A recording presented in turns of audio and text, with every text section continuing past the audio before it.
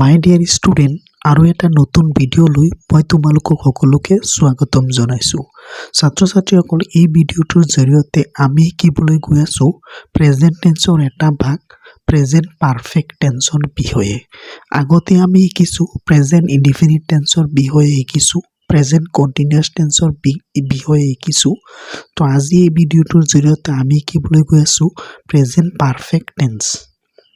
তো তোমালোকে সুন্দৰভাৱে ভিডিঅ'টো শেষলৈকে চাই থাকা আৰু আগৰ ভিডিঅ'সমূহ যদি তোমালোকে চাব বিচৰা তো মোৰ ভিডিঅ'ৰ প্লেলিষ্টত গৈ চাব পাৰা, মোৰ চেনেলৰ ভিডিঅ' প্লেলিষ্টত গৈ চাব পাৰা। তো চোৱা, তো প্ৰথমতে আমাৰ মনলৈ প্ৰশ্ন আহিব পাৰে যে প্ৰেজেণ্ট পাৰফেক্ট টেন্স কাক বোলে, এইটোৱে আমাৰ মনলৈ প্ৰথমত আহিব।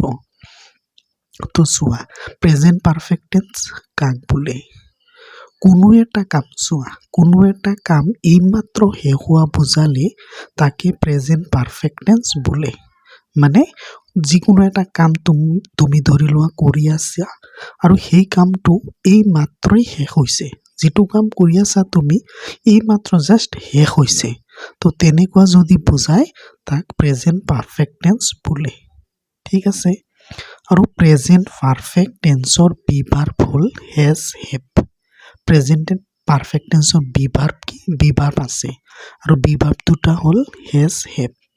আৰু ইয়াৰ বাক্য গঠন কৰোঁতে মূল ভাৰ্বৰ পাষ্ট পাৰ্টিচিপল লিখিব লাগে।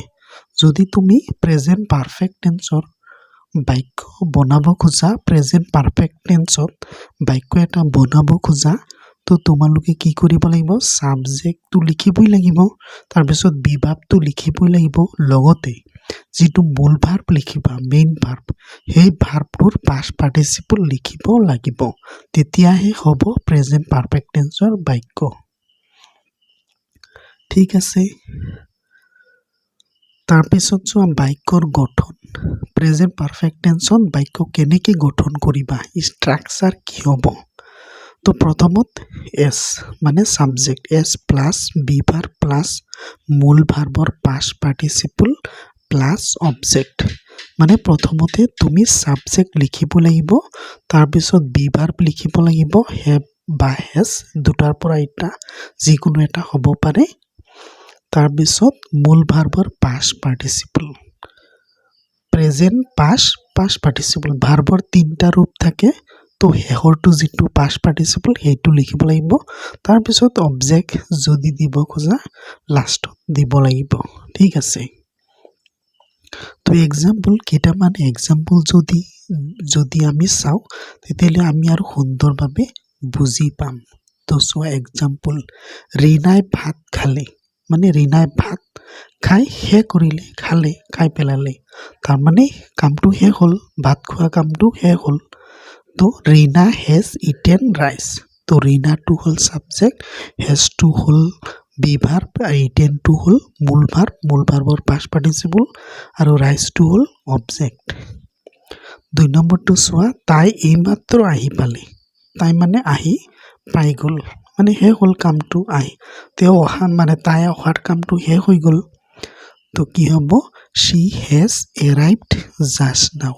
এৰাইভ মানে আহি পোৱা, শ্বি হেজ এৰাইভড জাষ্ট নাও।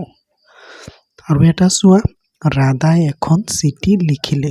ৰাধাই এখন চিঠি লিখিলে, লিখি শেষ কৰিলে, মানে Radha has written a letter. আৰু এটা এক্সাম্পল আমি চাওঁ, মই ষ্টেচন গৈ পালোঁ। মই ষ্টেচন গৈ পেলাই পাই গ'লোঁ, মানে শেষ হ'ল কামটো, যোৱা কামটো। I have reached the station. I have reached the station. তো মোক লাগিছে তোমালোকে খুব সুন্দৰভাৱে বুজি পাইছা প্ৰেজেণ্ট পাৰফেক্ট টেন্সৰ বিষয়ে। তো এনেকুৱা ধৰণৰ ভিডিঅ' চাবলৈ মোৰ এই চেনেলটো ছাবস্ক্ৰাইব কৰি ৰাখা। ধন্যবাদ।